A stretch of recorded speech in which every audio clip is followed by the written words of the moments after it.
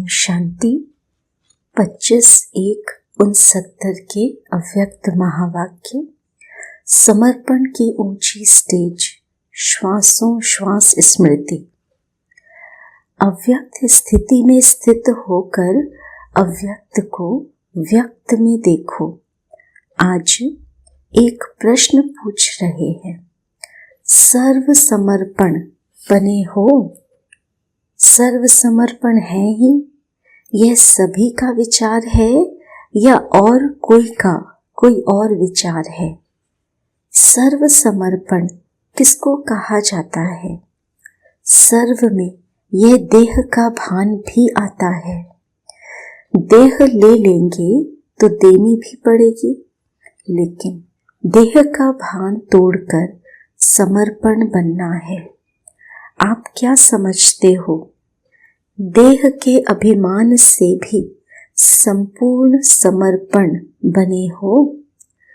मर गए हो व मरते रहते हो। देह के संबंध और मन के संकल्पों से भी तुम देही हो। ये देह का अभिमान बिल्कुल ही टूट जाए, तब कहा जाए सर्व समर्पण में जीवन। जो सर्व त्यागी सर्व समर्पण जीवन वाला होगा, उनकी ही संपूर्ण अवस्था गाई जाएगी। और जब संपूर्ण बन जाएंगे तो साथ जाएंगे। आपने शुरू में संकल्प किया था कि बाबा जाएंगे तो हम भी साथ जाएंगे, फिर ऐसा क्यों नहीं किया? यह भी एक स्नेह है और संग तोड़ एक संग जोड़ने की यह चेन है, जो अंत समय की निशानी है। जब कहा था तो क्यों नहीं शरीर छोड़ा? छोड़ सकते हो, अभी छूट भी नहीं सकता, क्योंकि जब तक हिसाब किताब है अपने शरीर से, तब तक छूट नहीं सकता। योग से या भोग से हिसाब किताब चुकतो जरूर करना पड़ता है। कोई भी कड़ा हिसाब किताब रहा हुआ है तो यह शरीर रहेगा, छूट नहीं सकता। वैसे तो समर्पण हो ही, लेकिन अब समर्पण की स्टेज ऊंची हो गई है। समर्पण उसको कहा जाता है जो श्वासों श्वास स्मृति में रहे। एक भी श्वास विस्मृति का न हो, हर श्वास में स्मृति रहे। और ऐसे जो होंगे उनकी निशानी क्या है? उनके चेहरे पर क्या नजर आएगा? क्या उनके मुख पर होगा मालूम है? हर्षित मुख। हर्षित मुक्ता के सिवाय और भी कुछ होगा? जो जितना सहनशील होगा, उनमें उतनी शक्ति बढ़ेगी। जो श्वासों श्वास स्मृति में रहता होगा, उसमें सहनशीलता का गुण जरूर होगा। और सहनशील होने के कारण एक तो हर्षित और शक्ति दिखाई देगी। उनके चेहरे पर निर्बलता नहीं।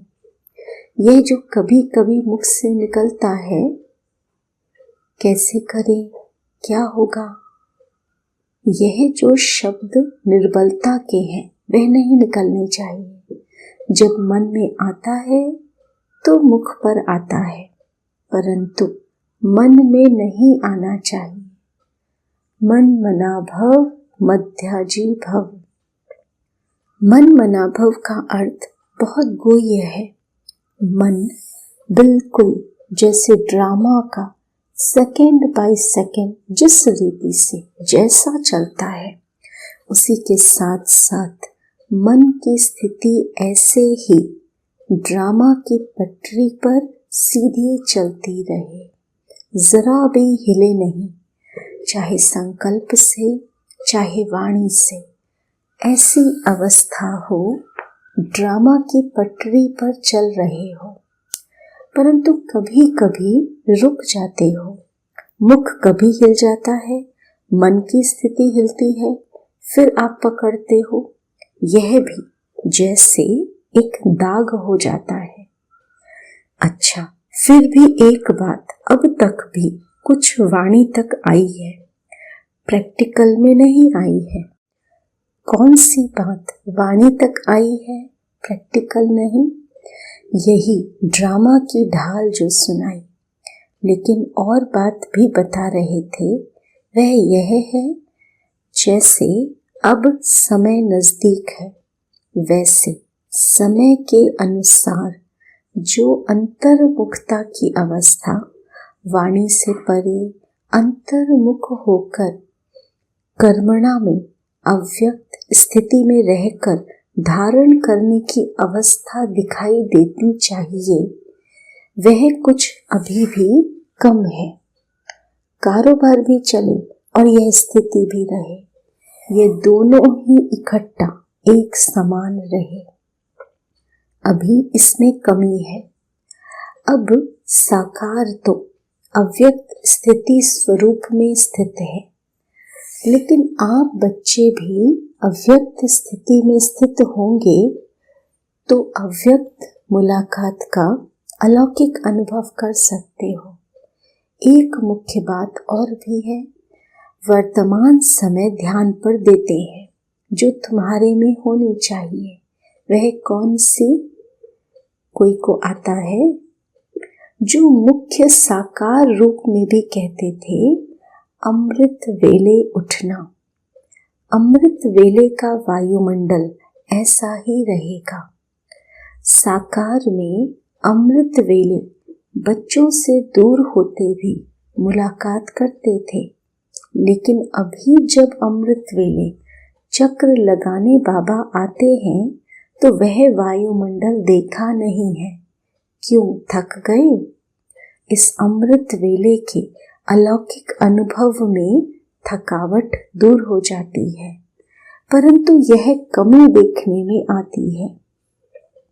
यह बाप दादा की शुभ इच्छा है कि जल्दी से जल्दी इस अव्यक्त स्थिति का हर एक बच्चा अनुभव करे। वैसे तो आप जब साकार से साकार रीति से मिलते थे तो आपकी आकारी स्थिति बन जाती थी। अब जितना जितना अव्यक्त आकारी स्थिति में स्थित होंगे, उतना ही अलौकिक अनुभव करेंगे। ओम शांति।